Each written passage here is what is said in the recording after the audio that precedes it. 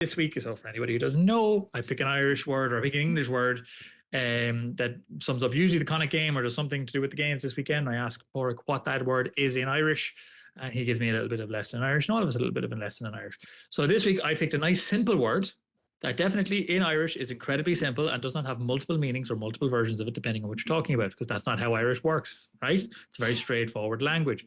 The word I picked was kick or kicking, and that's because I felt both Stormers kicking and Connacht's kicking, right? That chip through for Ben Murphy and for Murphy's try, and then just like in general, Stormers like got a lot of purchase out of their kicking, and I thought kicking to a certain degree was the story of the game, in both in success and failure on for Stormers in particular, because it gave Connacht position of the game. So with that in mind, Pork, what is the very simple one word for kicking in Irish? Kick in Irish is CIC kick. It's not very hard to really go. And in the Connacht game, the one Connacht on last us the kick in the fada, those long kicks down the pitch, and the kick in the guard, those little chip kicks, those short kicks that really test defenses.